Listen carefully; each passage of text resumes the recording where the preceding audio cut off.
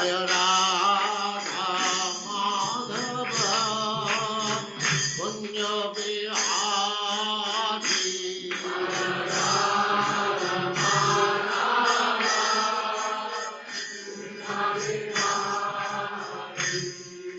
Jaya Radha Madhava Punya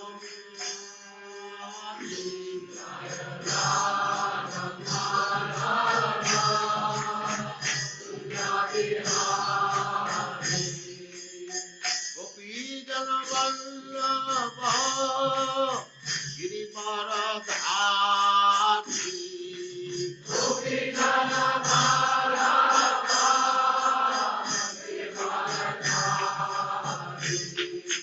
Gopi Jana Vallabha Girivaradhari Gopi Jana Vallabha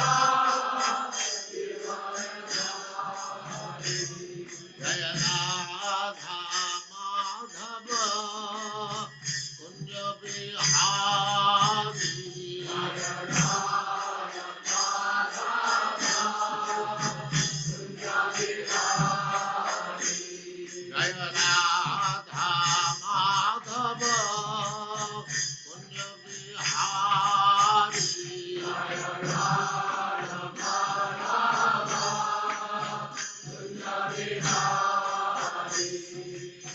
Gopi Jana Vallabha Girivaradhari Gopi Jana Vallabha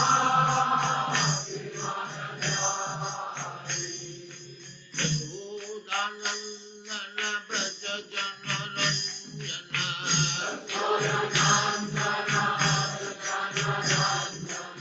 Yashodanandana Braja Jana Ranjana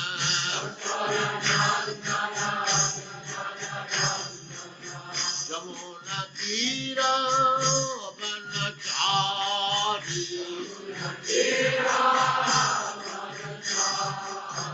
Jamuna Tira Vanachari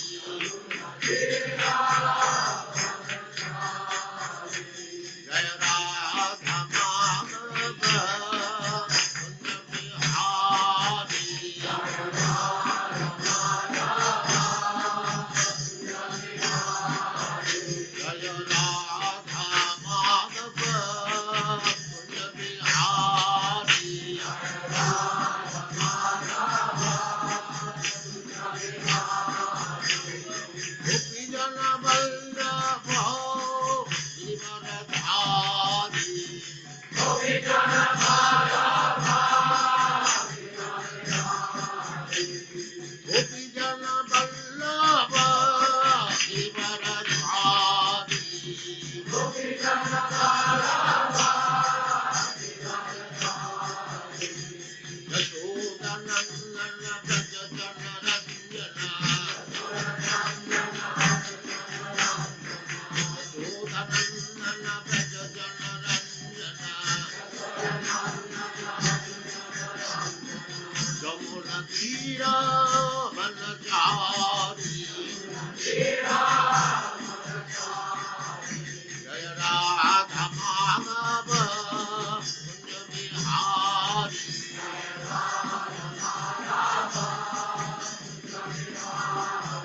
Jaya Radha Madhava Kunja Bihari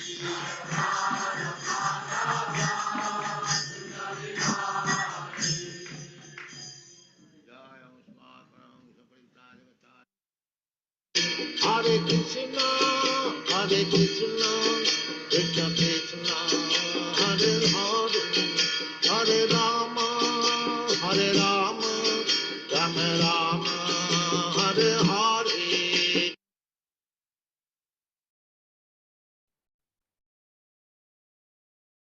Hare Krishna and welcome to all the devotees online. Thank you very much for your attendance. In associating with Srimad Bhagavatam, we're continuing Canto 1, Chapter 12, verses 1 to 6, Birth of Emperor Parikshit.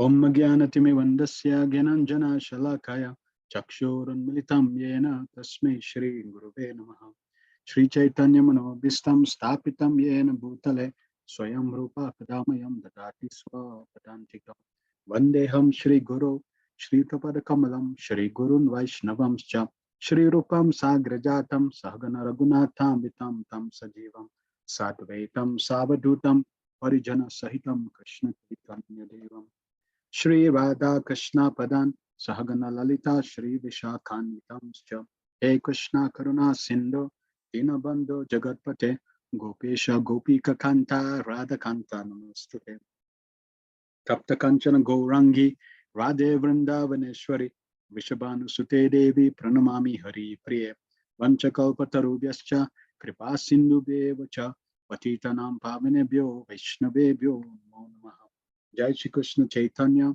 Prabhu Nityananda Shri Advaita Gadadhar Shivasadi Gaura Bhaktavrinda Hare Krishna Krishna Krishna Hare Hare Hare Rama Rama Rama Hare Hare Sarva Shastra Piyusha Sarva Vedeka Satpala Sarva Siddhanta Ratnada Sarva Lokai Triprada Sarva Bhagavata Prana Srimad Bhagavata Prabhu Kule Dundo Didaditya Shri Krishna Parivartita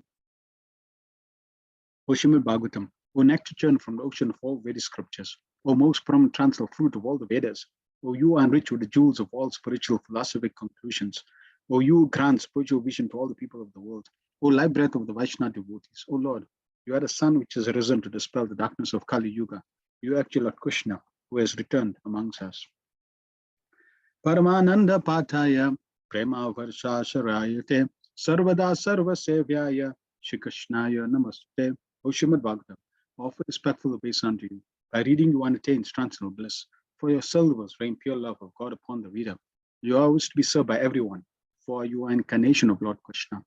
Madeka Badno Batsangim Madguru Man Mahadana Manishtaraka Mad Bhagya Madananda Namastute. O Srimad Bhagavatam, O my only friend, O my companion, O my teacher, O my great wealth, O my deliverer, O my good fortune, O my bliss, I offer respectful obeisance unto you.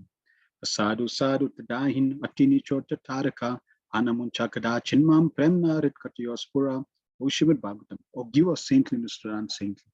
O uplift the very fallen. Please do not ever leave me. Please become manifest Mahatma through accompanying pure love of Krishna. Hare Krishna, Krishna Krishna, Hare Hare, Hare Rama, Rama Rama, Hare Hare. Om Namo Bhagavate Vasudevaya Janmadyasya Yatonvayaditaratas Charte Swabhigna Swarat Tene Brahma Hidaya Adikavaye Muyanti Yatsuraya Tejo Vari Mridam Yatha Vinimayo Yatrati Sargo Mishra Damna Svena Sadani Rastakuakam Satyam Param Dhimahi.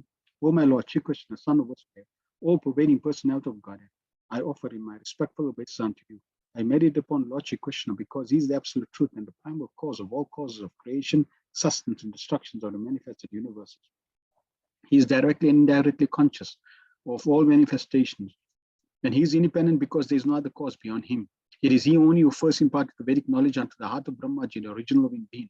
By him, even the great sages and demigods are placed into illusion, as one is bewildered by illusory representation of water seen in fire, land seen on water. Only because of him, to the material universe, temporarily manifested by the reactions of the three modes of nature, appear factual, although they are unreal. I therefore meditate upon him, Lord Shri Krishna, who is eternally existent in transcendental abode, which is forever free from illusory representation of material world. I meditate upon him, for he is the absolute truth. Prayanel Pasha Sabya Kala Visminyuge Jana Manda Sumanda Matayo Manda Bhagya Padartha Uland one, this iron age of Kali, men about short lives, they are quarrelsome, lazy, misguided, unlucky, and above all always disturbed. Narayan Namaskritya Naracheva Narotama Devim Saraswatim Vyasam Tato Jaya Mudira. Before reciting the Srimad Bhagavatam, which is the very means of conquest, one should offer respectful obeisance unto the personality of God Narayan, unto Narayan Rishi, the supermost human being, and the mother Saras, supermost human being, and the mother Saraswati, the goddess of learning, and unto Srila Vyasa, the author. Savai Pum Sopar Odarmo Yatobak Tira Dok Chaje, Ahoituka Pratiata Yakna Suprasiddhiti, the supreme occupation dharma for all humanity is that by which men can attain to loving devotional service unto the transcendent Lord, Such devotional service must be unmotivated and uninterrupted to completely satisfy itself. But Vasudeva Bhagavati Bhakti Yoga Prayojita Janayatyasya Vairagyam Yanam Chayad Hoitukam. By rendering devotional service unto the personality of God as Shri Krishna, one immediately acquires cosmic knowledge and detachment from the world. Vadanti tat tattva vidas tattvam yat jnanam advayam brahmeti paramatmeti bhagavaniti sabhyate. Learned transcendentalists who know the absolute truth called this non-dual substance, Brahman, Paramatma, Bhagavan. Shri Shri Shoshadanasya Vasudeva Kataruchi Syan Mahatsevaya Vipra Punya Tirtha Nishevanat. O twice born sages, by serving those devotees who are completely freed from all vice, great service is done. By such service, one gains affinity for hearing messages of Vasudeva. Shrunutam Swakata Krishna Punya Shravana Kirtana Redyantastoya Vadrani Vidunoti Suritsatam. Shri Krishna, the personality of Godhead, who is Paramatma, super soul in everyone's heart, and a benefactor, truthful devotee, cleanses desire for material enjoyment from the heart of the devotee, who has developed the urge to hear his messages, which are in themselves virtues when properly heard and chanted. Nasta Prayashu Bhadreshu Nityam Bhagavata Sevaya Bhagavati Uttamasloke Bhaktir Bhavati Nashtiki. By regular attendance in the class in the Bhagavatam and by rendering of service to the pure devotees, all that is troublesome to the heart is almost completely destroyed, and loving service unto the personality of Godhead, who is praised with transcendental songs, is established as an irrevocable fact. Om Namo Bhagavate Vasudevaya, Om Namo Bhagavate Vasudevaya, Om Namo Bhagavate Vasudevaya. We are continuing Srimad Bhagavatam based on the teachings of His Divine Grace A.C. Bhaktivedanta Swami Srila Prabhupada, the founder Acharya of the International Society for Krishna Consciousness. Hare Krishna and welcome again. Let us cover some feedback that you may have had from Canto 1, Chapter 11, verses 36 to 39, the previous chapter. Please share anything that you remembered from last week's lesson, anything you thought of remembering, applying, and what you found interesting and amazing from last week's session. Namavati Radhika says, the Lord can be known by the mercy of the Lord only and by no other means. If we have the mercy of Krishna, we can know Krishna. Otherwise, there is no way to access Krishna's glories, Krishna's understanding without Krishna's mercy. If we begin, even to know that Krishna is the Supreme Personality of God, it implies we have received Krishna's mercy. And that mercy has come to us through the mercy of Srila Prabhupada. So anyone that is receiving the mercy of Srila Prabhupada also means they are receiving the mercy of Krishna. Shamananda Prabhu says, Hare Krishna Prabhu, Srila Prabhupada explained expertly in the purport about Krishna and the 16,000 queens, etc., and how to understand things nicely, so no confusion. O Srila Prabhupada. In one Srimad Bhagavatam lecture, Srila Prabhupada said that Bhishmadev was worshipped as strict brahmachari, but Bhishmadev said that Krishna is the greatest brahmachari, because even though he was dancing with the gopis and had thousands of queens, he was not disturbed. Yes. Krishna is totally transcendental, and his relationships with the queens of Vrindavan, with the gopis and with the queens of Dwarka is completely transcendental. There is absolutely no tinge of lust, no tinge of materialism in that relationship. And Krishna naturally is not disturbed by those relationships. Why? Because Krishna is not a mundane personality. He is not relating on the platform of lust or sensuism. He is absolutely transcendental, above these things. And therefore his relationships are completely spiritual, and they will not impact him in any way whatsoever on a material platform, because he never ever contacts the material platform. And we also mentioned, Prabhupada discusses this point, that even pure devotees of the Lord, like Haridas Thakur, who transcended even the requests of Maya Devi and the prostitute. If the pure devotee is able to transcend such request, what to talk about the Lord himself? who's completely transcendental. So we should be fully convinced when we see Krishna and Krishna's relationship with the queens of Dwarka or even the gopis. When we read such descriptions, we should be firmly convinced in our consciousness that these are totally transcendental relationships and have nothing to do what we perceive in this world on the platform of sex, on the platform of sensuous desires and lust. Nalinikanta says the queens could not agitate senses of Krishna. He is Nirgun, transcendental, and Yogeshwar. Yes, as we have described. Madhachana Siddhi says, when couples come together without Krishna consciousness, that is destructive. But when couples come together with Krishna consciousness, keeping Krishna in the center, and that relationship is like a thorn that takes the other thorns of lust out with the proper application of Grihastha Ashram. And to the degree we keep Krishna in the center, to the degree the whole family keeps Krishna in the center, to that degree, there can be peace. If either parties or family members or children don't put Krishna in the center, then to that degree, there can be material anxiety, material stress, material suffering. Even in a Krishna conscious relationship, one still needs to learn how to manage each other, but that is less stressful. That is spiritual anxiety. Just like there may be different ways the couple wants to serve Krishna, or sometimes trying to understand how to manage children, etc., in the best possible way. And there may be different views. So how to steer, how to maneuver, how to mutually agree, that's a skill that one has to learn in Grihastha Ashram. But the suffering that is there is reduced and ultimately completely eliminated when the family becomes completely Krishna conscious. When the family becomes pure devotees, then that is the perfection. So Grihastha Ashram is a purifying ashram. Like Brahmachari, it's a purifying ashram. Like Vanaprastha, purifying ashram. Like Sannyas, a purifying ashram.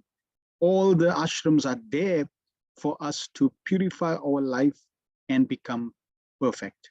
No ashram is free from suffering. Why?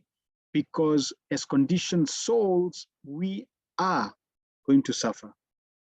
But by surrendering to Krishna, by taking to Krishna consciousness, by helping each other in Krishna consciousness, then the suffering is reduced. Just by the fact of knowing Krishna is God and we are servants, we bring down the level of suffering tremendously. Then when we start chanting Hare Krishna, we become purified. We're reducing the suffering. Then when we become pure and perfect, we're eliminating the suffering. So suffering is proportionate to the degree of how much we remove Krishna away from our lives. If we bring Krishna in our lives, then the suffering is eliminated.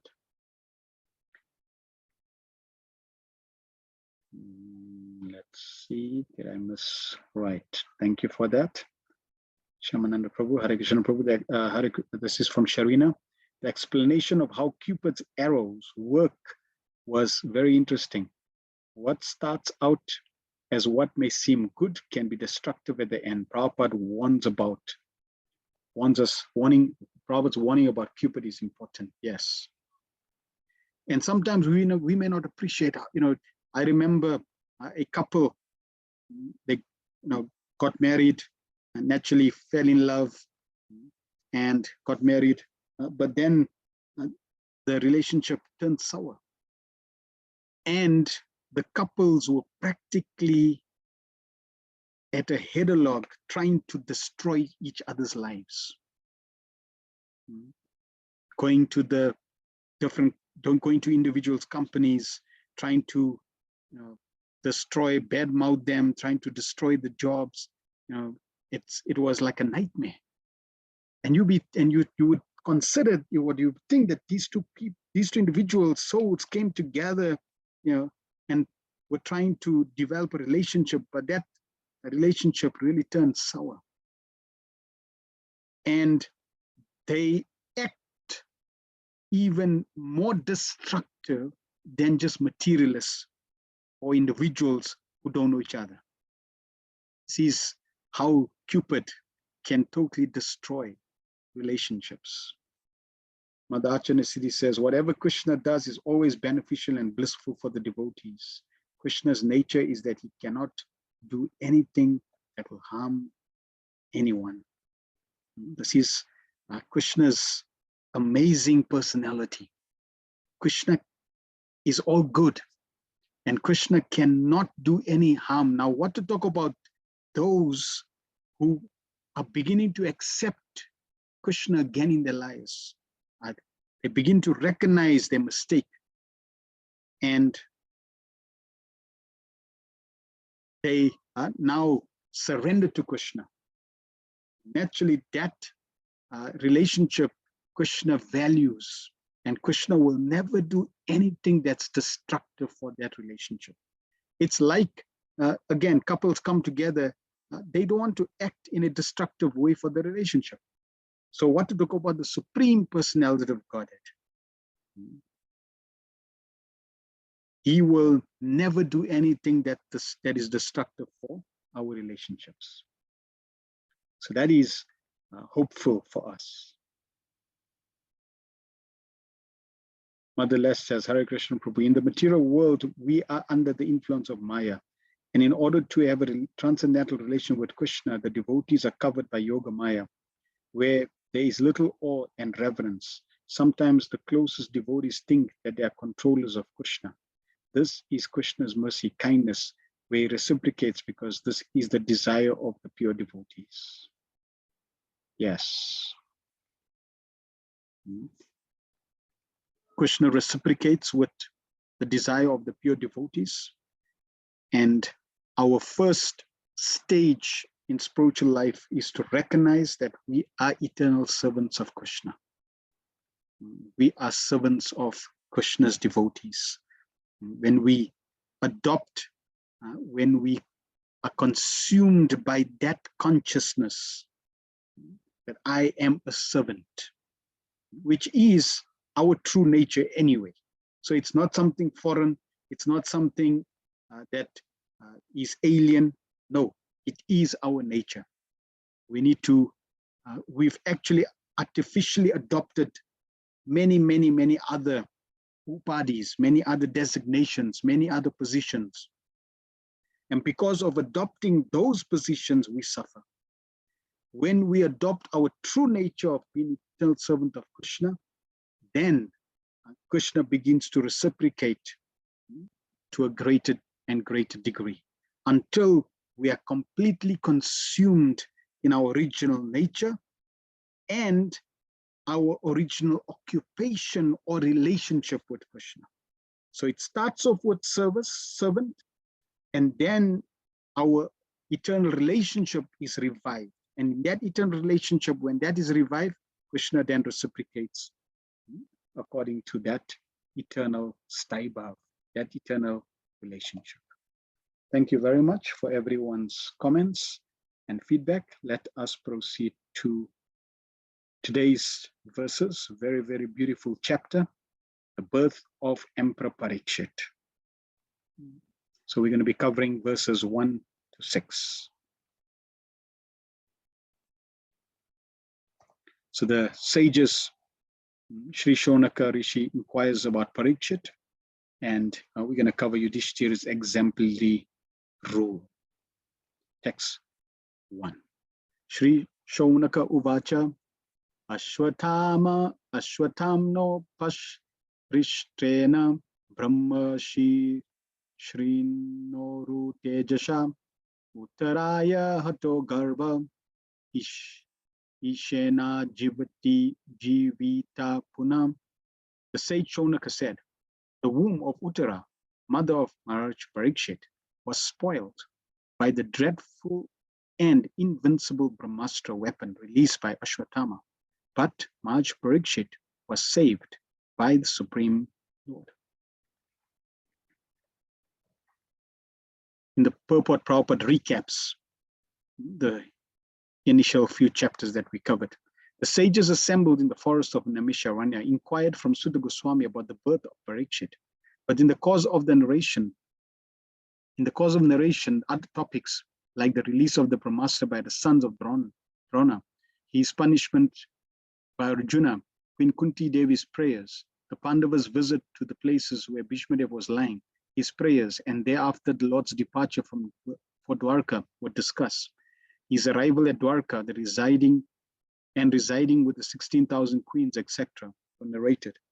The sages were absorbed in hearing such descriptions, but now they wanted to turn to the original topic, and thus the inquiry was made by Shonaka Rishi. So the subject of the release of the Brahmastra weapon by Ashwatthama is renewed. So if we recall, the sages had actually asked about the birth and activities of Maharaj Parikshit. And in ecstasy,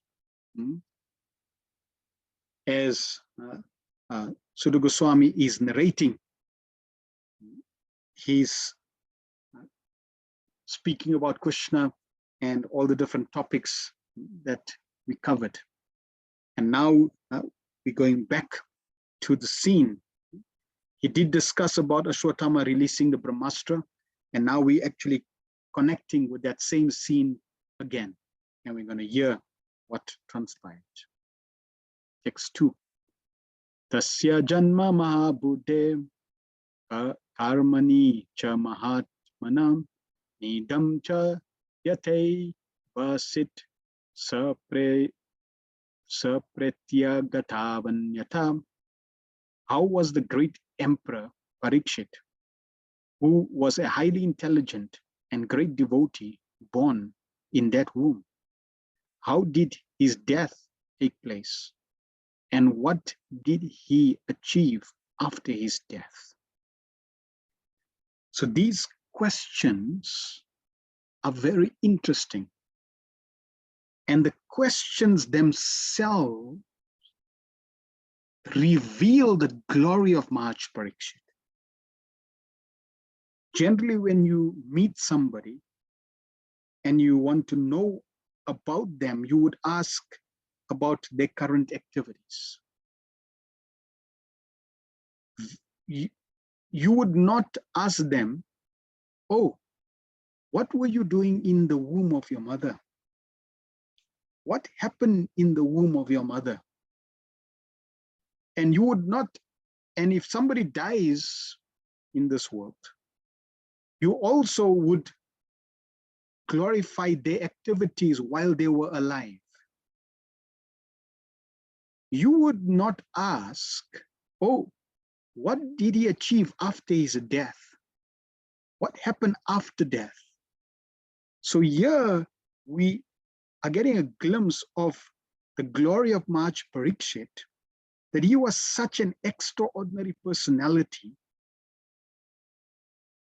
as a devotee of Krishna, that we want to know not only about his activities when he came out of the womb, but even his activities while in the womb. So even before his birth, we want to know about his activities. And while he lived in this world, we want to know about his activities. And even after death, during death and after death, we want to know about his activities. Such is the glories of this personality, Maharaj Parikshit. Prabhupada in the purport says, the king of Hastinapur, now Delhi, used to be the emperor of the world, at least till the time of the son of Emperor Parikshit. Maharaj Parikshit was saved by the Lord in the womb of his mother. So he could certainly be saved from any untimely death due to the ill will of the son of a Brahmana.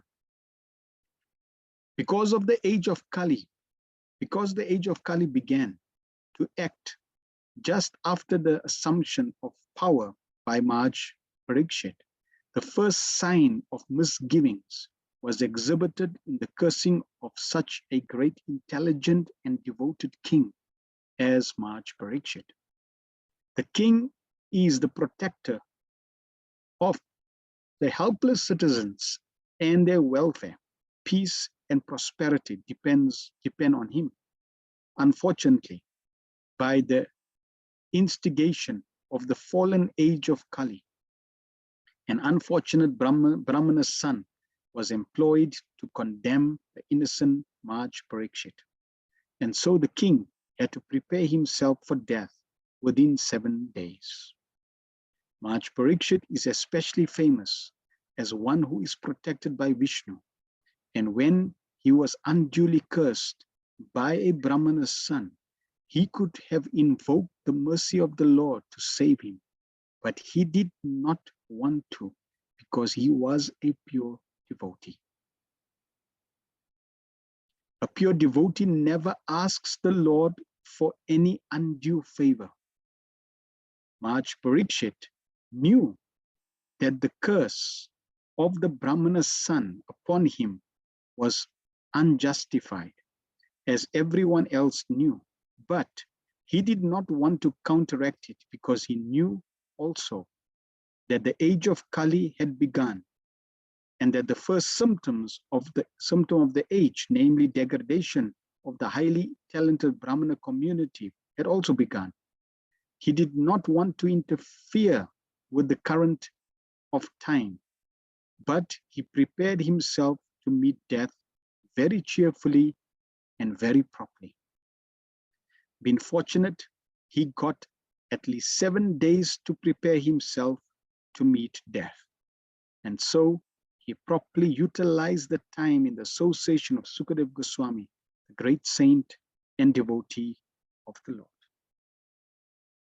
Maharaj Parikshit was blessed to be protected by Krishna himself in the womb. Generally, we want to hear about the glories of Krishna.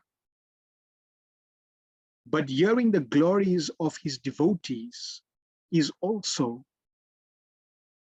non-different from hearing the glories of Krishna, because wherever Krishna's devotees are, Krishna is.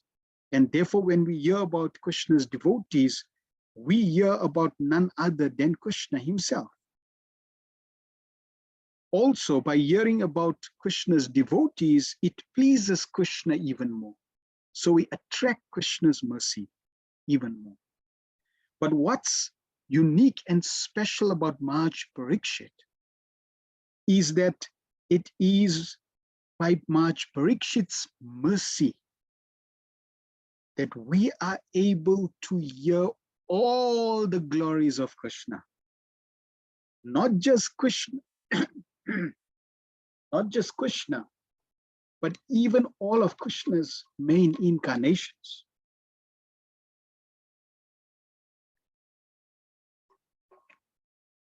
We are able to hear all of Krishna's main incarnations because of Maharaj Parikshit.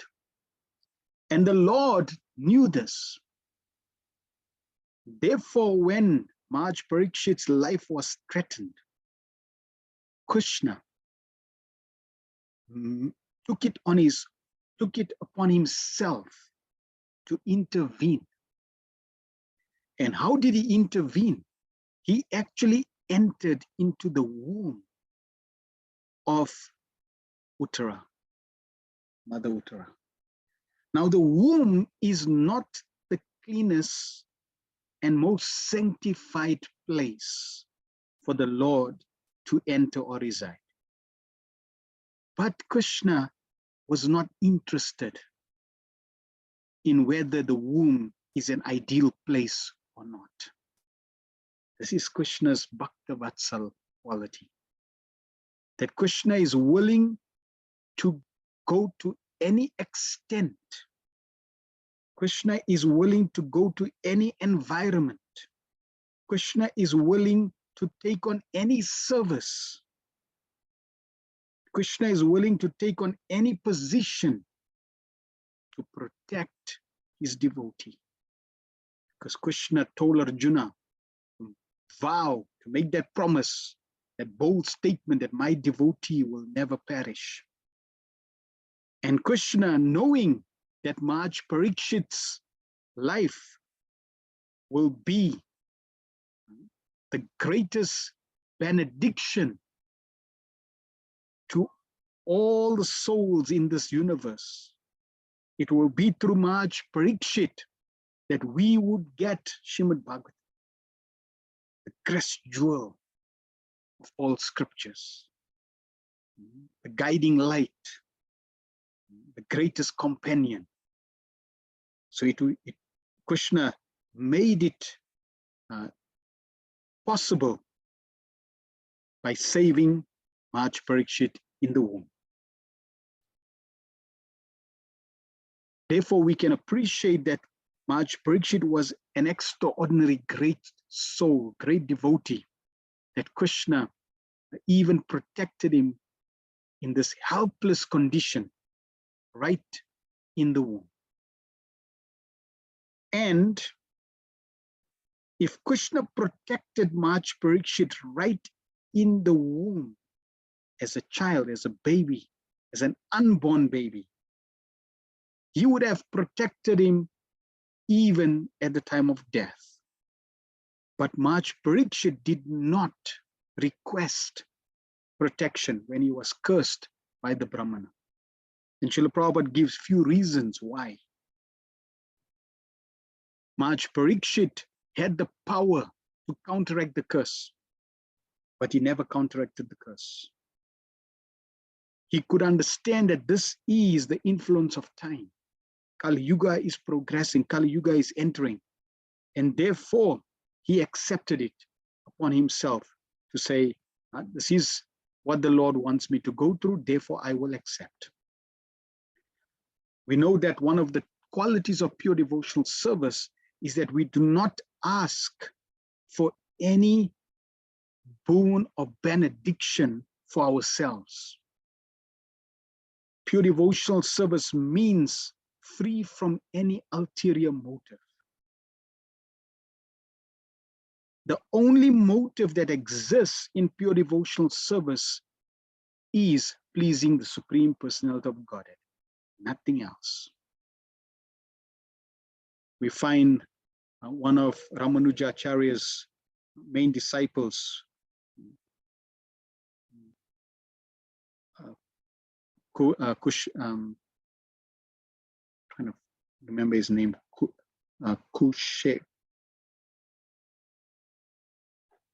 Kuresh, right? That's his name, Kuresh. So Kuresh, he one time his spiritual master was being attacked, and by the Muslims that were ruling that territory. So his spiritual master was in danger, and they had figured out where his spiritual master was. So the disciple, Kuresh, he actually went to the spiritual master and said, Guru Maharaj, you give me your attire. I will disguise myself as you and allow you to escape. And in this way, your life will be protected. So he sacrificed his life to protect his spiritual master. And eventually they caught Kuresh. Spiritual master escaped safely.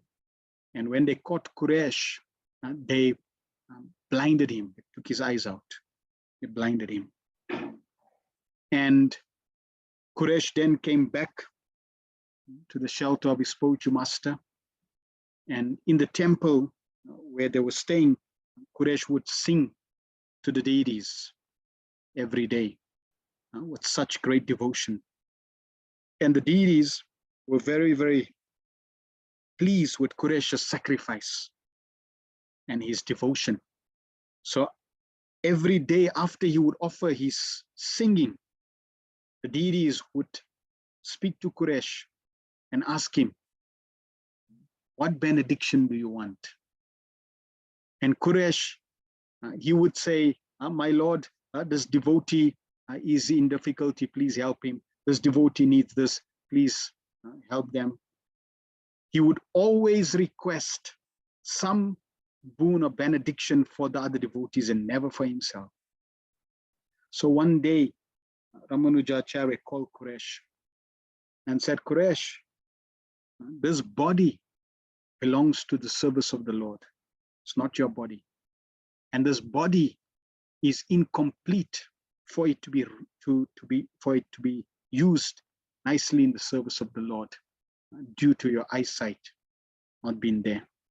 Therefore, tomorrow, when the Lord asks you what benediction, please ask for a boon, then I order you that you tell the Lord that this body is incomplete to offer service to you. Therefore, my Lord, please make this body complete so that it can be used nicely in your service, and ask for your eyes back. So in this way, Quraysh went next day singing. The Lord asked him, what boon do you want? And Quraysh requested this prayer, my Lord, this body is incomplete for your service because of not having proper eyes. Therefore, please bestow proper eyesight so that it can be used nicely in your service. And the Lord bestowed, benedicted him, and he got his eyes back. So this is a wonderful pastime illustrating this point, that we do not ask for anything for ourselves. Now, Srila Prabhupada, being very compassionate, understanding our conditioned nature, knew that it's just natural for us to ask for protection and for even some material desires to be fulfilled in the conditioned stage. Therefore, Prabhupada taught us that if you want to pray for any material desires, oh, my Lord, please protect my children from the disease, please protect me from danger, whatever material desire we may have. Prabhupada said, you can pray, but at the end, you put in the statement, if you so desire, my Lord. So my Lord, please protect me if you so desire. My Lord, please, I'm suffering, please relieve me from the suffering if you so desire. So in this way, we can still pray for whatever prayer, whatever we want and whatever prayer we offering to the Lord, but complete it with the statement, if you so desire. In that way, we leave it to the Lord. If he desires, then he'll bestow. Otherwise, not. So we accept.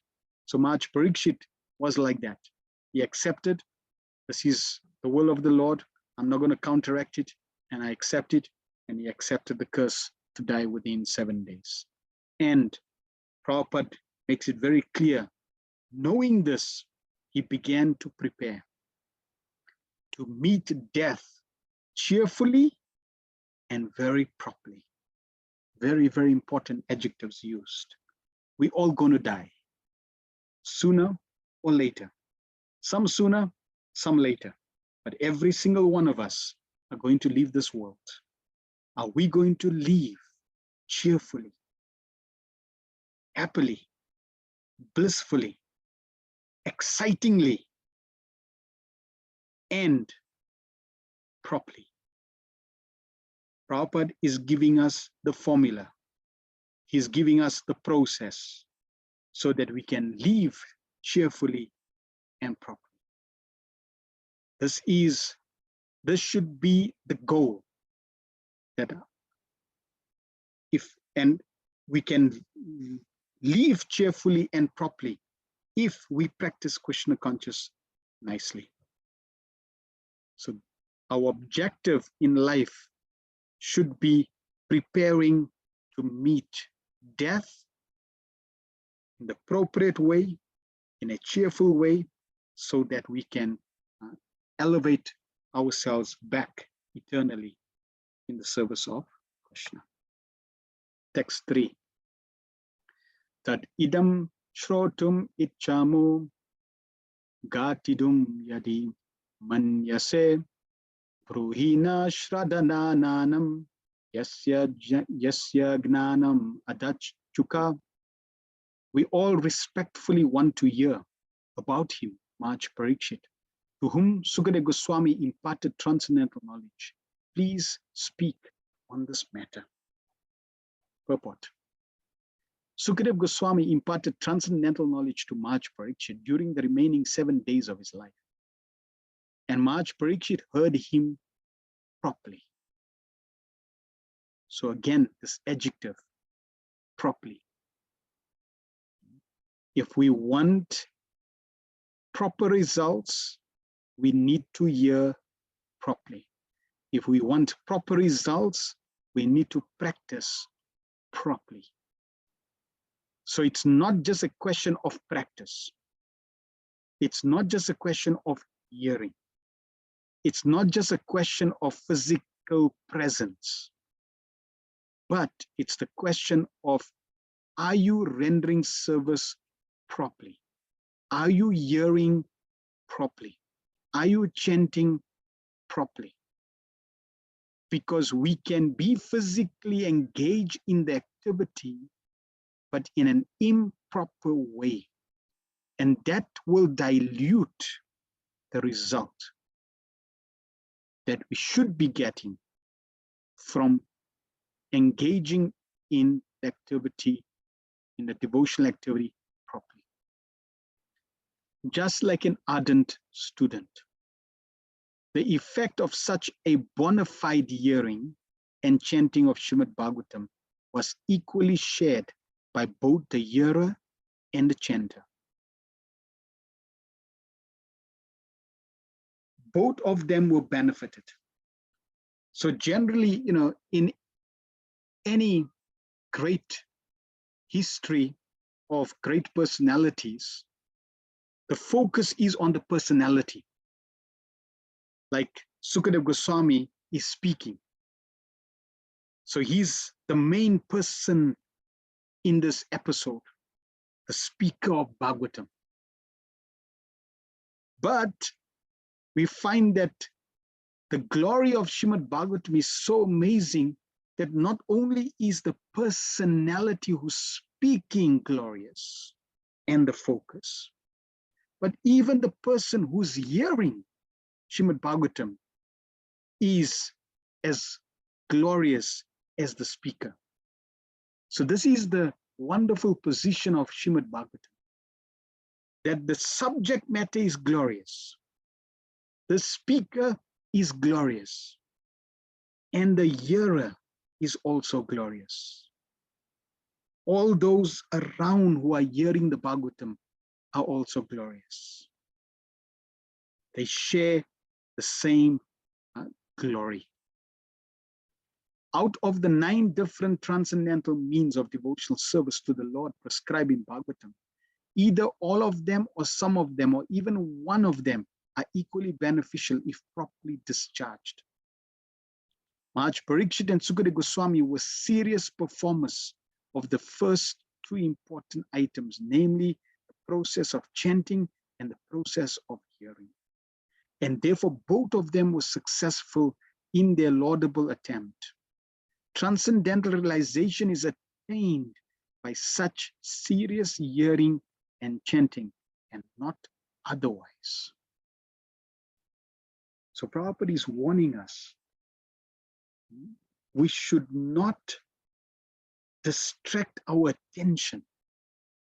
We should not dilute the process. If we divert our attention, if we are distracted, if we are inattentive, if we are not absorbed and engaged in the activities properly, we are simply wasting time.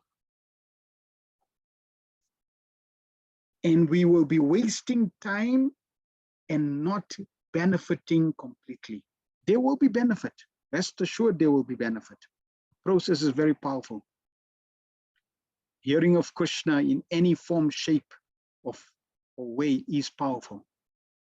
But we are not just year to year pastime. We are not here just to hear very superficially. We are not here to hear improperly. We are here to try to cultivate the proper consciousness, the proper attitude, the proper process to hear nicely, properly, so that Krishna becomes pleased. And when that is achieved, then that is perfection.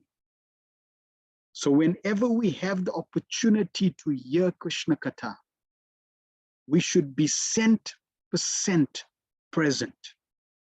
We should be 100% attentive. We should try to apply the process nicely so that we can bear the proper result. We see how Prabhupada would often chastise the disciples if they were inattentive, if they were distracted by, speaking. Prabhupada himself got the chastisement when he was listening to his spiritual master in Allahabad. I think no, it was actually in Vrindavan. And the devotees went to go see. It was in Vrindavan. Maybe I may stand to be corrected. But they were, he and one of his friends were listening to Srila Bhaktisiddhanta Maharaj. They had announced that the deity darshan is going to, the curtain's going to open and the deities will be giving darshan. So those who want to see take darshan of the deities are welcome to go. So many of the disciples went to take darshan of the deities. Srila Bhaktisiddhanta Maharaj carried on speaking, and Srila Prabhupada was there with one of his friends, and they were next to each other, and they were having a conversation while Srila Bhaktisiddhanta Maharaj was speaking. And Srila Bhaktisiddhanta Maharaj chastised Srila Prabhupada. And when Srila Prabhupada got chastised, he realized the importance of hearing. And later on, Srila Bhaktisiddhanta Maharaj made a statement that I've marked him, he hears well. So we have to develop this service of hearing attentively, not being distracted, including with our chanting. We want to hear the holy name. We want to associate and hear properly. Transcendental realization is attained by such serious hearing and chanting and not otherwise. There is a type of spiritual master and disciple, much advertised in this age of Kali. It is said that the spiritual master injects spiritual force into the disciple by an electrical current generated by the master. And the disciple begins to feel the shock. He becomes unconscious and the master weeps for his exhausting his store of so-called spiritual assets. Such bogus advertisement is going on in this age, and the poor common man is becoming the victim of such advertisements. We do not find such folk tales in the dealing of Sukadeva Goswami and his great disciple Maharaj Parikshit. The sage recited Srimad Bhagavatam in devotion, and the great king heard him properly.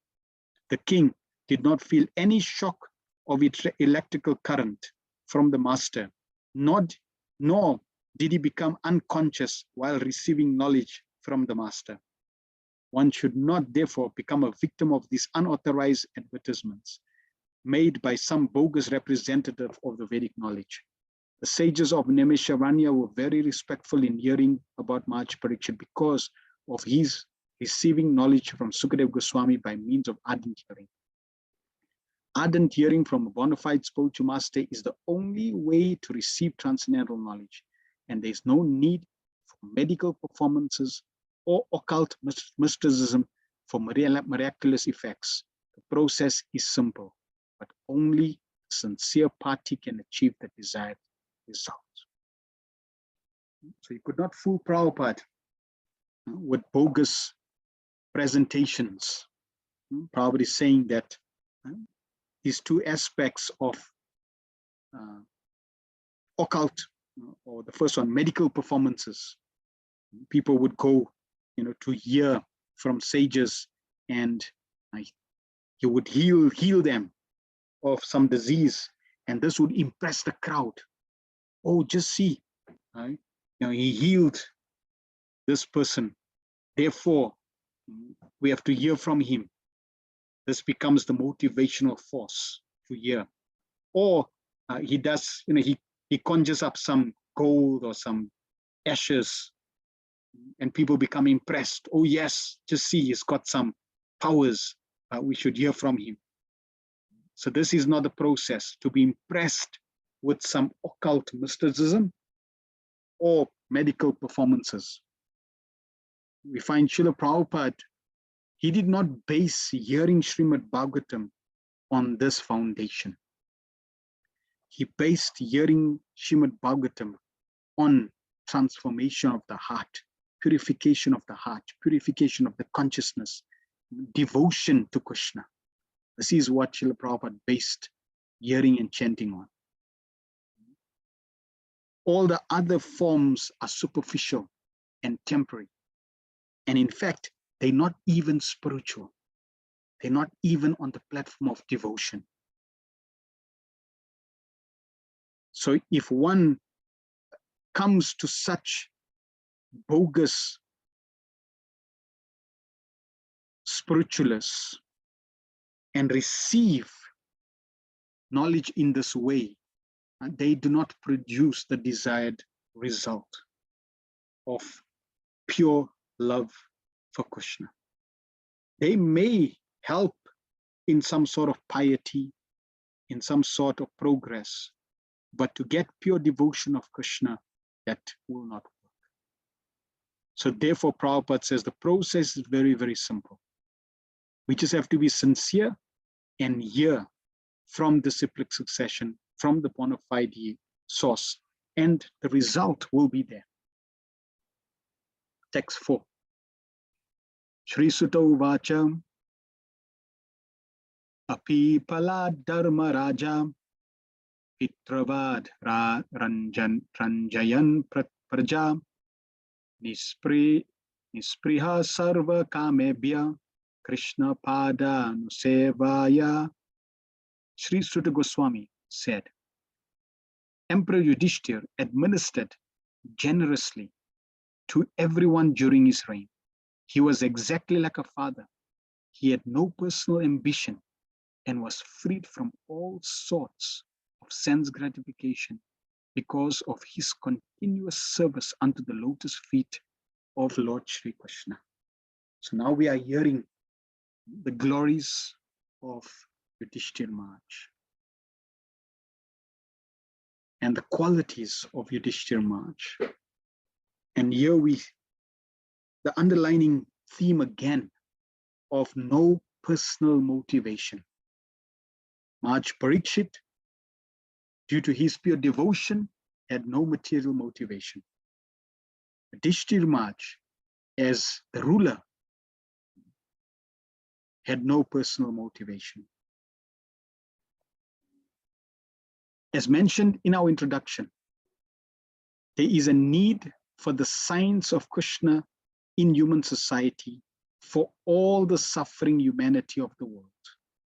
And we simply request the leading personalities of all nations to take to the signs of Krishna for their own good, for the good of the society, and for the good of all people of the world.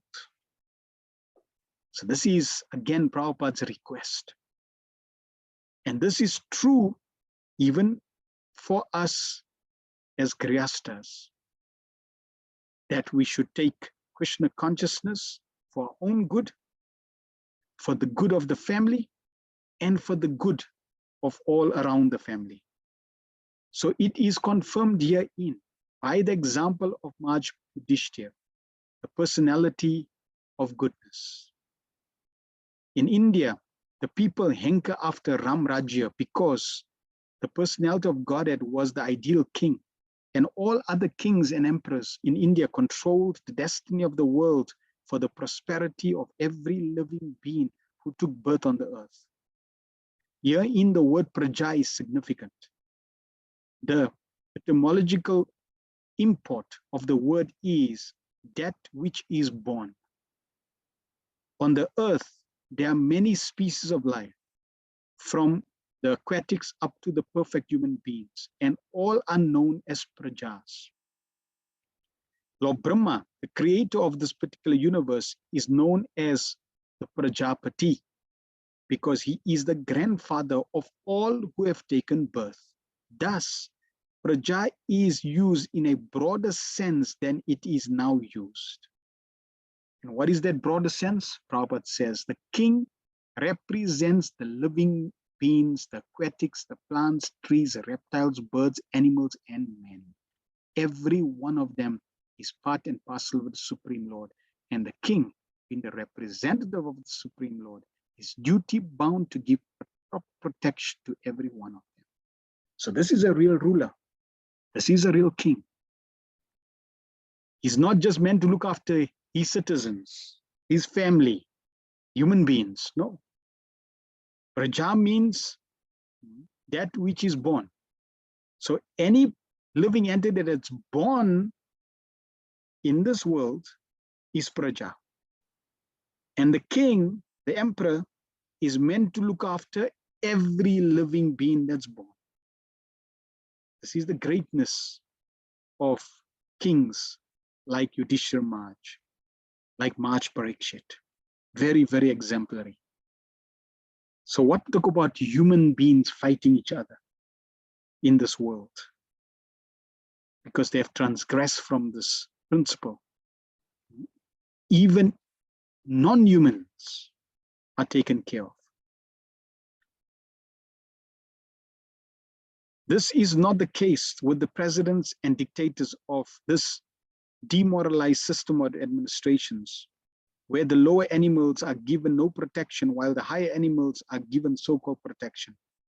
But this is a great science, which can be learned only by one who knows the science of Krishna.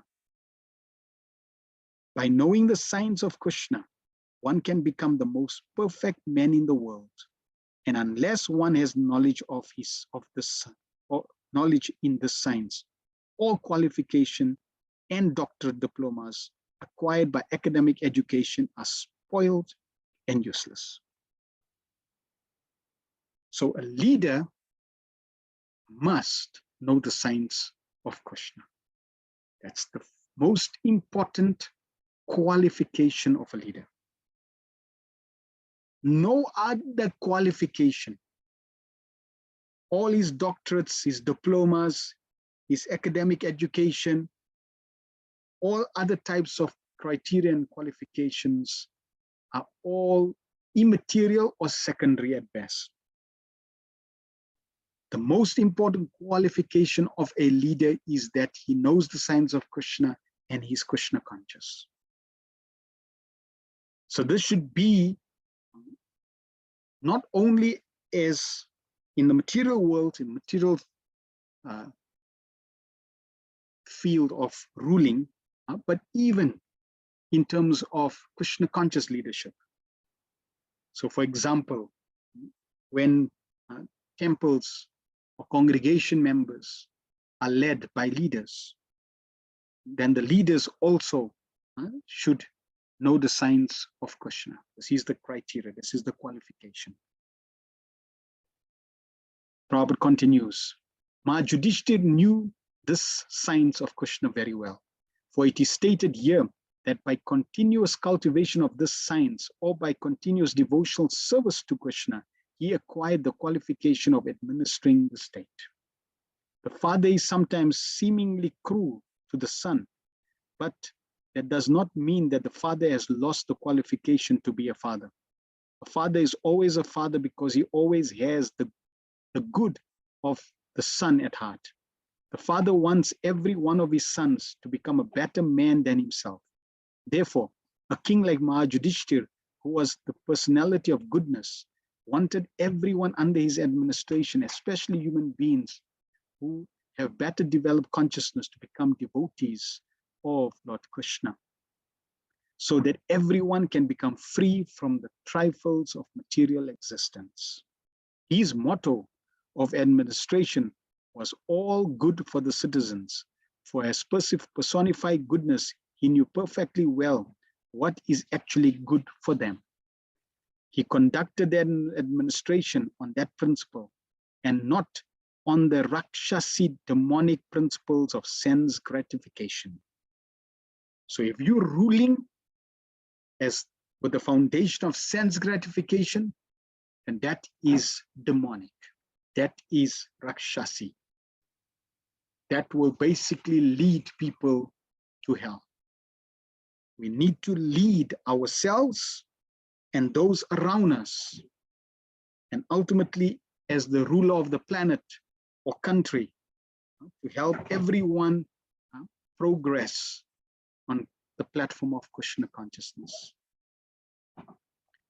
As an ideal king, he had no personal ambition, and there was no place for sense gratification, because all his senses at all times were engaged in the loving service of the Supreme Lord, which includes the partial service to the living beings who form the parts and parcels of the complete whole. So here we see his Prabhupada's revealing his consciousness that serving the living entities wasn't separate from serving the Lord, because the parts and parcels are servants of the Lord, they're part of the whole. Therefore, serving the living entities, even in fulfilling their material needs, was serving Krishna, was Krishna conscious. The pure devotee does not see the material world and the living entities in this material world as separately, or as separate energies of Krishna. They're all energies of Krishna. And because they're energies of Krishna, then serving them is service to Krishna. I was hearing how Srila Prabhupada was even appreciating beauty of the opposite gender. Prabhupada just got off the plane and they were in the queue. Prabhupada was with his servant, and in front of Srila Prabhupada, or near in the queue, there was a beautiful lady. So Srila Prabhupada looked at the disciple and said, "She's beautiful." And the lady heard Prabhupada's comment. So then she responded, "Thank you." And Prabhupada responded, "No, it wasn't a comment, it was a fact." And the servant realized how Srila Prabhupada appreciated this is Krishna's, this is also a manifestation of Krishna's potency. And therefore Prabhupada was appreciating, he wasn't commenting, to the lady. That's how in the material world, somebody say, "Oh, you're so beautiful, thank you." And Prabhupada said, no, this is not a comment, it's a fact. Why it's a fact? Because it's Krishna's energy, and not for exploitation. So for appreciation, but not for exploitation. For recognition or recognizing that this is Krishna's energy, Krishna's beauty, Krishna's power, Krishna's Shakti, but not for exploitation.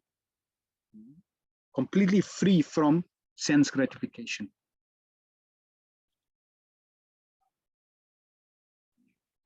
Those who are busy rendering service to the parts and parcels, leaving aside the whole, only spoil time and energy, as one does when watering the leaves of the tree without watering the roots. If water is poured on the root, the leaves are enlivened perfectly and automatically. But if water is poured on the leaves only, the whole energy is spoiled. So therefore the focus must be the root. The focus must be Krishna. If you focus on all the parts and parcels minus Krishna, it's spoiling the whole energy, wasting so much energy, wasting so much time.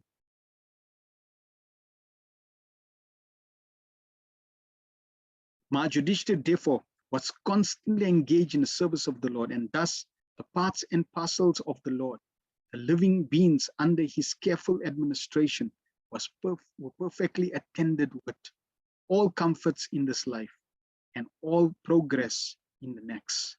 That is the way of perfect management of state administration. So when we consider all living beings, when we are interested in fulfilling and making sure that all their comforts are met and helping them progress even in the next, this is ideal leadership.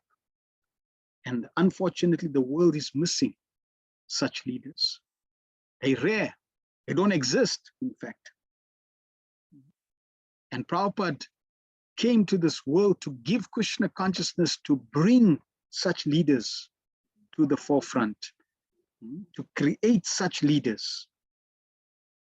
That is why Prabhupada wanted the Varnashram system to be there, so that as the foundation, 50% of the foundation, which was to create the Brahmanical culture of Krishna consciousness, science of Krishna consciousness, and then help create such exemplary leaders. When these leaders are created, that's when there'll be peace and prosperity. Otherwise, there will be conflict. There will be wars. There will be those who want to control, and there will be those who are controlled, those who are exploited, those who are not happy. This is just the nature of the modes of passion and ignorance. But a Krishna conscious leader like Yudhishthira, who are personality of goodness, understanding the science of Krishna, they will be able to perfectly help everyone to be happy in this world. Text 5. Sampada kratavo loka mahishi brataro mahi jambu dvipa dvipatyam cha yasascha tri divam gatam. News even reached celestial planets about Yudhishthira's worldly possessions, the sacrifices by which he would attain a better destination, his queen, his stalwart brothers, his extensive land, his sovereignty over the planet Earth, and his fame. So Yudhishthira was such an exemplary ruler that even the demigods got to know about him. This is how powerful, how famous, how exemplary he was. Purport. Only a rich and great man's name and fame are known all over the world. And the name and fame of Yudhishthira reached the higher planets because of his good administration, worldly possessions, glorious wife Draupadi, the strength of his brothers Bhima and Arjuna, and his solid sovereign power over the world, known as Jambudvip. Here the word loka is significant. There are different lokas or higher planets scattered all over the sky, both material and spiritual. A person can reach them by dint of his work in the present life, as stated in Bhagavad Gita 9:25. No forceful entrance is allowed there. The tiny material scientists and engineers who have discovered vehicles to travel over a few thousand miles in outer space will not be allowed entrance. That is not the way to reach the better planets. One must qualify himself to enter into such happy planets by sacrifice and service. One must qualify himself to enter into such happy planets by sacrifice and service. Which means that even as science advances and you can travel to outer space. When you settle in outer space, you will be settling in an environment that will not be happy, because the foundation is not in place. The foundation for happy planets is sacrifice and service, not exploitation,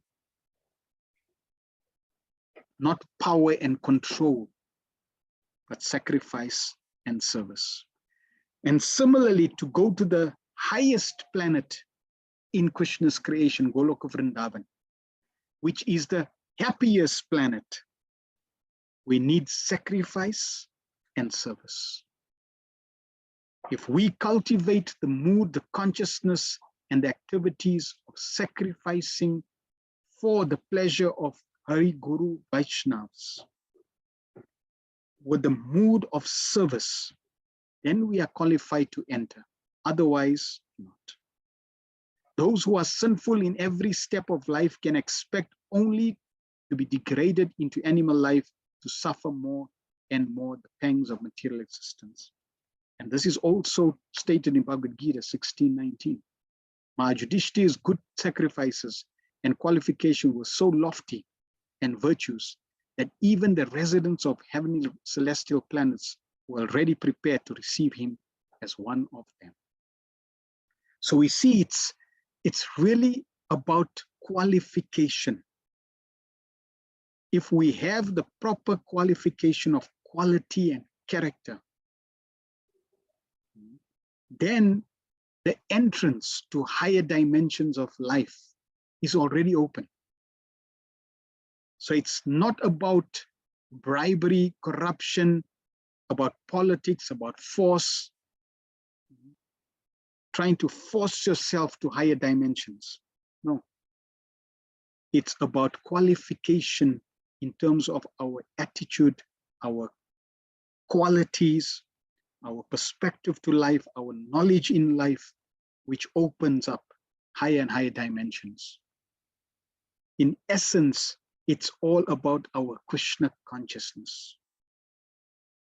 Because your consciousness will be reflected in your behavior. Your consciousness will be reflected in your sacrifice. Your consciousness will be reflected in your service and activities. Your consciousness will be reflected in your actions through mind, body, and words. So if we are Krishna conscious, our consciousness is Krishnatized, then so will it be reflected through our actions, through our words.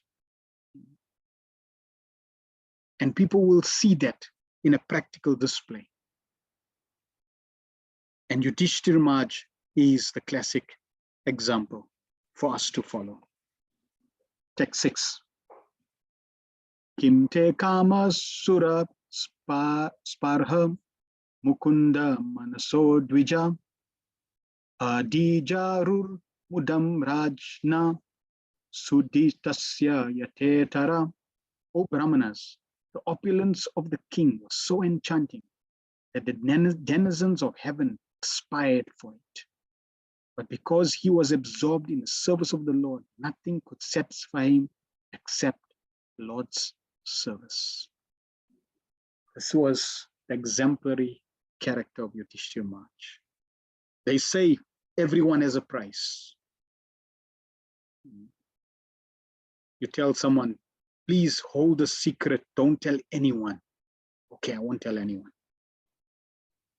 Then somebody comes to that person and say, I'll give you $100,000.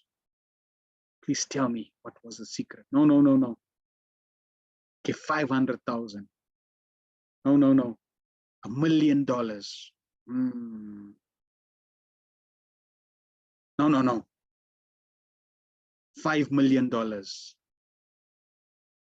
Sounds an interesting deal. Okay, $10 million. And they'll share the secret. So everybody has a price. But everyone who's conditioned by the three modes of material nature has a price.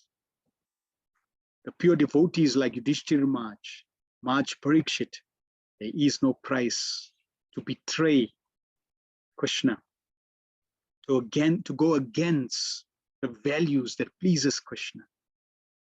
They will rather sacrifice their life than to sacrifice the values or displease Krishna. This is the exemplary qualities and characters of these personalities. And because of them having such characteristics, even the demigods were interested in their opulences. They were attracting even the demigods due to their personalities. This is amazing. Prabhupada in the purport says, there are two things in the world which can satisfy living beings. When one is materially engrossed, he is satisfied only by sense gratification. But when one is liberated from the conditions of the material modes, he is satisfied only by rendering loving service for the satisfaction of the Lord. So as I mentioned, one who is satisfied with sense gratification, he's got a price. And he'll transgress any values if it comes to that. But somebody who is liberated, he will not transgress anything that would displease the Supreme Personality of Godhead through service. This means that the living being is constitutionally a servitor and not one who is served. Being illusioned by the conditions of the external energy, one falsely thinks himself to be served. But actually, he is not served. He is servant of the senses, like lust, desire, anger, avarice, pride, madness, and intolerance. When one is in his proper senses, by attainment of spiritual knowledge, he realizes that he is not the master of the material world, but is only a servant of the senses. At that time, he begs for the service of the Lord and thus becomes happy without being illusioned by so-called material happiness. So here's the transition. When one realizes that he's not a master, that actually he's the servant of the senses, he's the servant of lust, servant of desire, anger, avarice, pride, madness, intolerance. When he realizes this situation, that he's not the master of the world, but only the servant of the senses, then in that situation, he begs the Lord for service. He begs the Lord, please understand my predicament, understand my dangerous position, like a drop of water tottering on a lotus leaf. I'm in a very dangerous situation, my Lord. Please, please understand my dangerous position, being a slave to these desires. Please, please, please give me service. So this is the mentality that a conditioned soul needs to transition through. And when he comes to that, when he begs for service, Prabhupada says that's when he becomes happy. Because now his happiness is not based on the illusory platform, but he comes to his natural position. At that time, he begs for service of the Lord and thus becomes happy without being illusioned by so-called material happiness. Maharaj Yudhishthira was one of the liberated souls, and therefore for him there was no pleasure in a vast kingdom, good wife, obedient brothers, happy subjects, and prosperous world. These blessings automatically follow for a pure devotee, even though the devotee does not aspire for them. The example set herein is exactly suitable. It is said that one who is hungry is never satisfied by anything other than food. So a pure devotee wants nothing but the service of the Lord. And even though the Lord may present him opulence, good health, so many facilities, still his pleasure is in service and service only, nothing else. And this is the test of advancement. This is the test of progress in spiritual life. Are we molding our life so that nothing else but service to Krishna and his devotees matter? Or are we distracted by other aspects in this world? Are we distracted by other forms of plastic and valuables and relationships and offerings of the illusory energy? The whole material world is full of hungry living beings. Now, Prabhupada made the point at the end of the previous paragraph. It is said that one who is hungry is never satisfied by anything other than food. If you're hungry and I give you, Prabhupada would go, when Prabhupada was traveling to Hyderabad, Prabhupada was passing by factories. And Prabhupada was saying, you know, how can you eat nuts and bolts? How can you survive on nuts and bolts? So if you're hungry, no amount of nuts and bolts will help you, will satiate your hunger. You need food. So Prabhupada takes this example and analogy and extends it even further and practically to a higher level. He says, the whole world, whole material world is full of hungry living beings. And what are they hungry for? The hunger is not for good food, shelter, or sense gratification. And what's most amazing is that's what the whole world is revolving and driving towards. Good food, shelter, and sense gratification. And the conclusion is they will not be happy. Why? The hunger is for the spiritual atmosphere. This is what the soul is hungry for. The soul is hungry to be in a spiritual environment. And this is why it's so important that those who are responsible to lead and manage all the temples that Srila Prabhupada started, that the temples are managed so that the spiritual atmosphere is created. And you can only create spiritual atmosphere with spiritual foundations, spiritual values, spiritual knowledge, spiritual processes, not by any other agenda, motive, or artificial means. Because if it's created through artificial means, just like, for example, we may decorate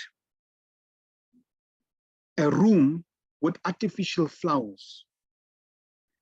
And today you can have amazing artificial flowers that really look like real flowers. But if somebody comes in an environment, they will not smell the scent of the flowers because it's artificial. So we do not want to create an artificial sense of spiritual atmosphere, because it will basically lead to cheating and not solving the problem. So the real hunger is spiritual atmosphere.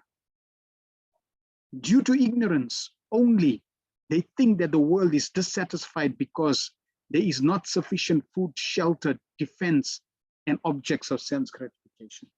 This is called illusion. When the living being is hungry for spiritual satisfaction, he is misrepresented. When the living being is hungry for spiritual satisfaction, he is misrepresented by material hunger. But the foolish leaders cannot see that even the people who are most sumptuously materially satisfied are still hungry. And what is their hunger and poverty? This hunger is actually for spiritual food, spiritual shelter, spiritual defense, and spiritual sense gratification. So these are the spiritual activities that we need to put in place to create the spiritual environment.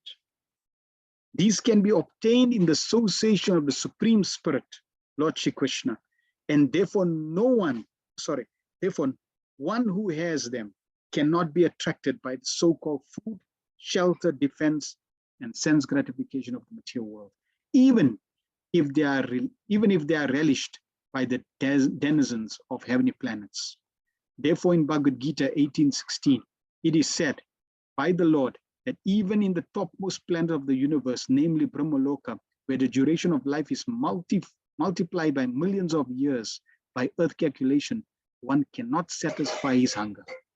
Such hunger can be satisfied only when the living being is situated in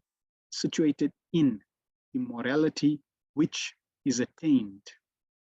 Let me read it again. Such hunger can be satisfied only when the living being is situated in immortality, which is attained in the spiritual sky, far, far above the Brahmaloka, in the association of Lord Mukunda, the Lord who awards his devotees the transcendental pleasure of liberation.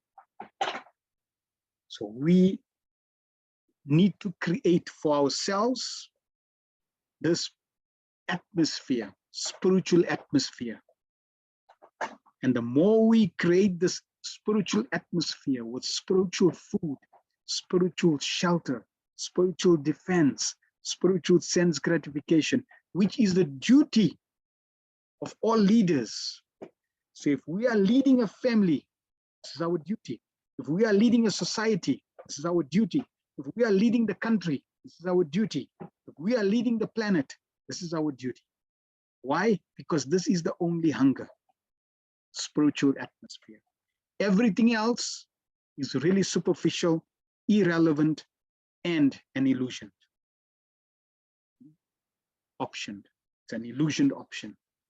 All forms of food, shelter, defense, and sense objects, this is basically Maya.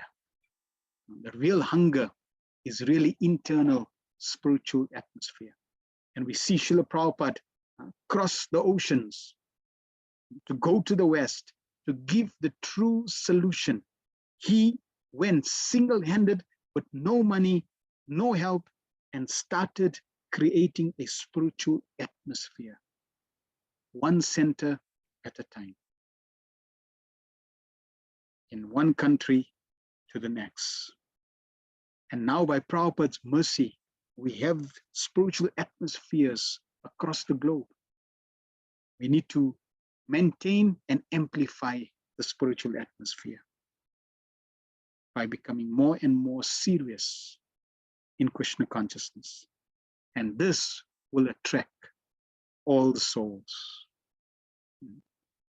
We may create artificial means to attract, but if we create artificial means to attract souls, we will get those who are interested in artifacts that are artificial. Just like if you attract people with liquor, all you're going to get is drunkards. We want to create a spiritual atmosphere and attract people who are interested in spiritual atmosphere. In the beginning, it may be slow, but it will endure and more will come.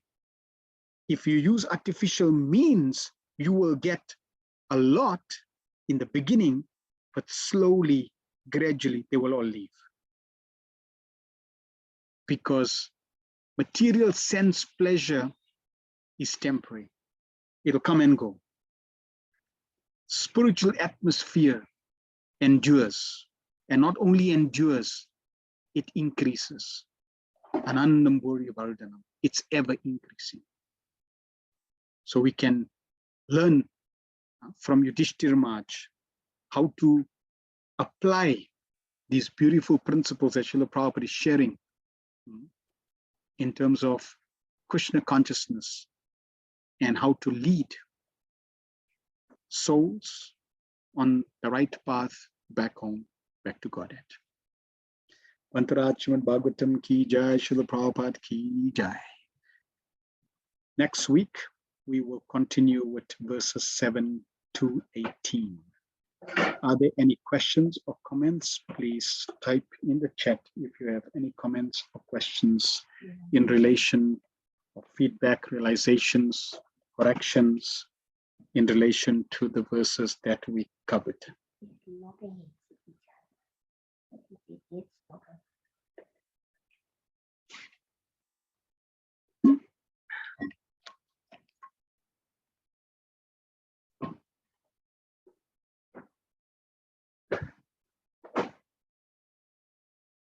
Any questions or comments?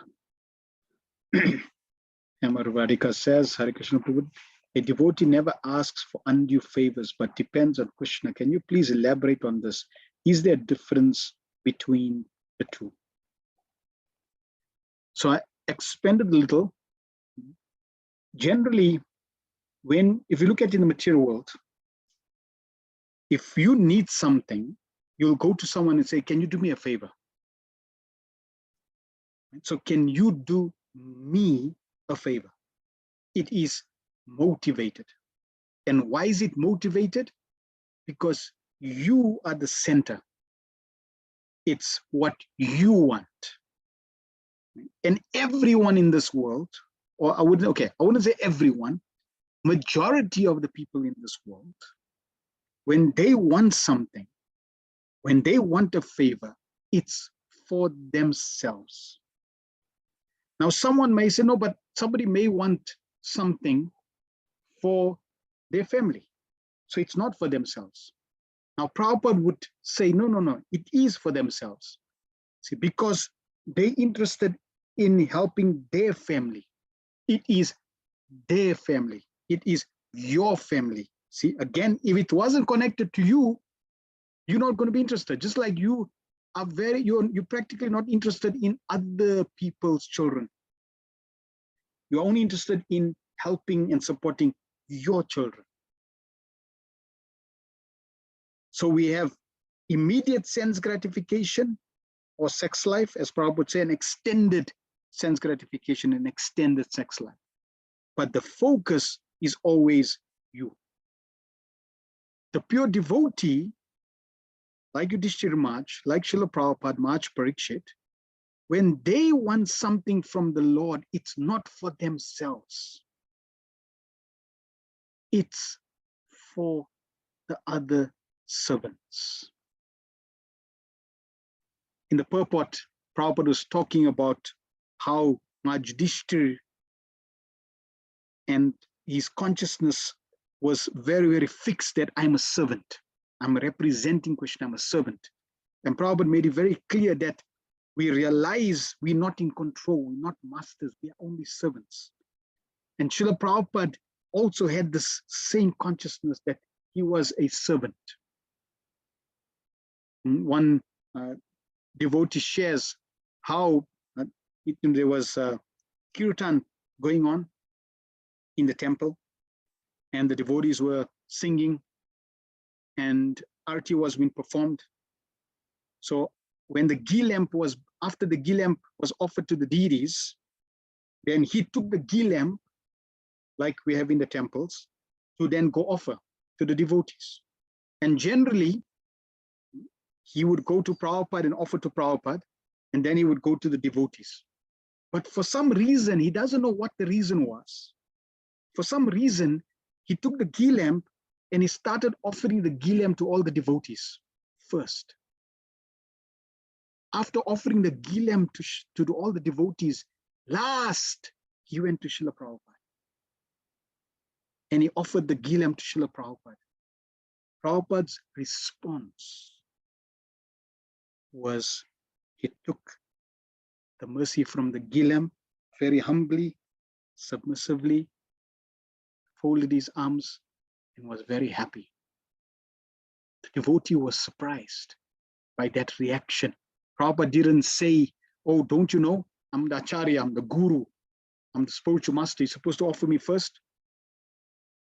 No, Prabhupada considered himself as a servant, as a devotee, and took it as a devotee. Then the water went through. After being offered to the deities, he took the water, and again he took the water and he offered the water to the devotees, and then last he offered to Srila Prabhupada. Then he took the flower, offered the flower to all the devotees, and last he went to Srila Prabhupada and offered the flower 3 times. And in every response, for those 3 times where he offered paraphernalia, prasadam to Prabhupada, Prabhupada humbly accepted. So the realization he got was Prabhupada did not have any controlling ego. I'm in control, I'm powerful, I'm superior, I'm senior, therefore I need it first. No. The consciousness that Prabhupada had was, I'm a servant. So when we ask for favors, generally we're asking favors somehow related to me in the conditioned state. Even though it may be for other devotees, but it's other devotees indirectly connected to me. Whereas the pure devotee will always ask for favors for everyone else but himself. He will also always also consider that he is not qualified for any favors. So that's the consciousness. For us, it becomes very difficult to appreciate such a high level of consciousness. Like when Prabhupada was giving a talk in Germany to students at campus. And after Srila Prabhupada finished, Prabhupada was talking about the 5 classes of society. People in class 1, people in class 2, class 3, and class 4, the Varnashram system. So after Prabhupada finished speaking, one student boldly told Srila Prabhupada, because Prabhupada sitting on a Vyasasan, they've been like very with pomp, with great opulence. So he said, so you think you are first class? And Prabhupada said, no, no, no. I'm not first class. I'm actually in the 5th class. I'm a servant of all the 4 classes. So this was Prabhupada's consciousness. Right? So no agenda for oneself, no motive for sense gratification, at least no motive for sense gratification.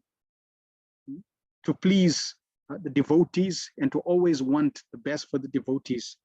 This is the level of prayer that we should ultimately come to. Yes, I hope that explained a little. And as Prabhupada said, we may ask, as we practice in Krishna consciousness, naturally we can, like Prabhupada would say, pray for the devotees. So we can pray, but still in that prayer, Prabhupada said, add, if you so desire. My Lord, please, I'm struggling because of X, Y, and Z. Please help if you so desire, my Lord. Right? So we're still bringing that mood of dependence, leaving it up to Krishna. Shamananda Prabhu says, thank you for the wonderful pastime of Ramanuja and the disciple. The pastime of March Parikshan and Yudhishthira are especially sweet. We are praying for the time when Srila Prabhupada is also glorified like these famous devotees of the Lord, for bringing them Srimad Bhagavatam into our lives and the rest of the world as well. Yes, that time will come. That time will come, no doubt. Prabhupada said historians will note that the Hare Krishna movement saved the world in this darkest hour. So there will be a calamity. There will be a time when people will reflect what Srila Prabhupada did, what he had given us, and the value of the knowledge that he has given us. Time will come when they will glorify Srila Prabhupada like how Maharaj Yudhishthira is glorified, no doubt. Lakotre. Hare Krishna Prabhu, it's Shushila. I was wondering, interesting name. Yeah. How can identify Krishnatized devotee within a congregation? How can we identify a Krishnatized devotee within the congregation? So how can you identify, or how can you make? So remember, to be Krishna conscious is not, the concept is not difficult. Krishnatizing or being a Krishna con devotee means, as a congregation member, as a devotee in the movement, is the center Krishna. So am I speaking about Krishna? Am I honoring Krishna Prasad? Am I associating with Krishna in the center? Am I trying to please the devotees by serving them with Krishna in the center? That's all. So Krishnatizing, seeing a Krishnatized devotee means I have to see, is he putting Krishna in the center? Now, as conditioned souls, we may be coming from the material world into a congregation, Krishna conscious congregational environment. I may not be completely Krishna, well, I won't be completely Krishnatized, but at least when we're associating, my intention should be to keep Krishna in the center. And slowly with that practice, I will start to cultivate proper Krishna consciousness to bring Krishna more and more and more into my life. So that when I come home, I can bring Krishna in my home. When I'm sleeping, I bring Krishna in my sleep. So in this way, in every part of my life, slowly it will start, Krishna will start filtrating all aspects of my being. But it starts that when we associate with devotees, at least we should keep Krishna 100% in the center. I hope I understood your question. Profana Professor Hare Krishna, it's such a sublime pleasure to be in this class. It gets more and more attractive. I also need clarity on what's undue favor a devotee may not ask over the Lord. So, Bafana Bro, I hope I shed a little light on that. We will come to a verse in the Bhagavatam that tells us that if you have no material desires, akama sarva kama mo moksha kama udaradi. If you have no material desires, or you have material desires, still you should worship Krishna. So don't be too engrossed in whether this is undue or not. Is it for me or is it not for me? First, try to develop a relationship with Krishna. Prabhupada would often in his purports make this point: Krishna is your friend. So you always open with your friend, right? You don't keep any secrets with your friend. You don't hide, you don't create a facade with your friend. So Krishna is your friend.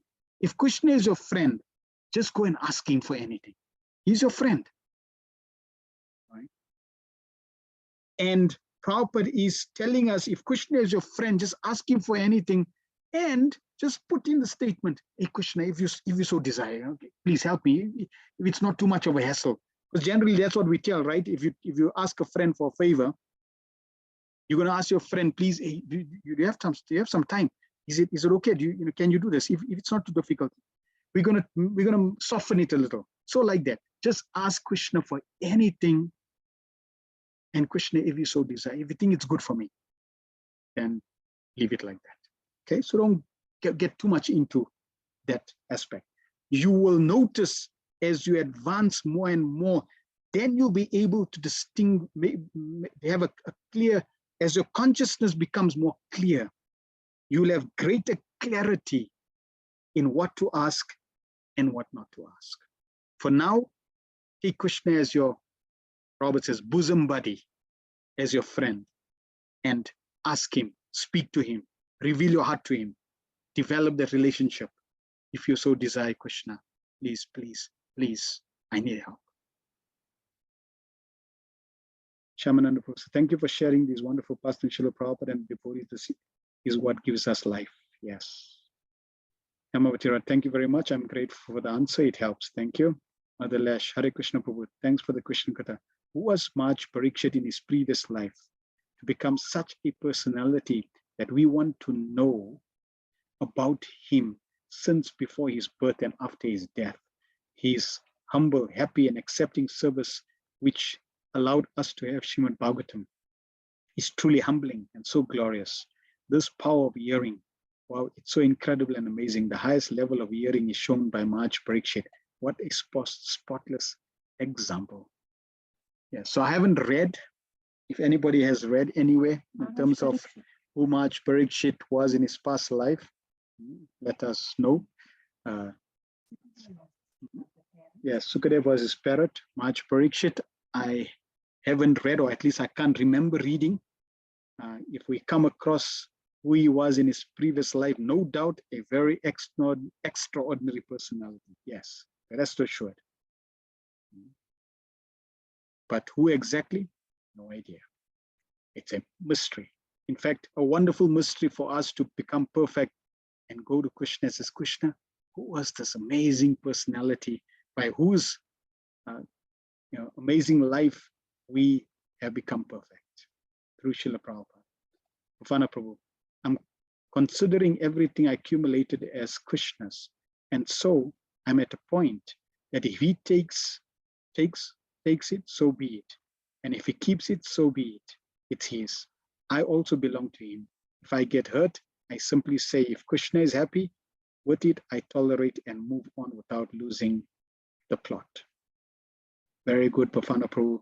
Excellent consciousness and attitude. Yes, I am Krishna's. And however Krishna wants to deal with me, so be it. And whatever I have is Krishna's. So that consciousness is wonderful Krishna consciousness. And with that consciousness, we can surrender our life completely in whichever way Krishna wants us to be used in his service, especially to help Srila Prabhupada spread Krishna consciousness. This is what Srila Prabhupada wanted, and this is what Krishna wants. This is what Lord Chaitanya wants.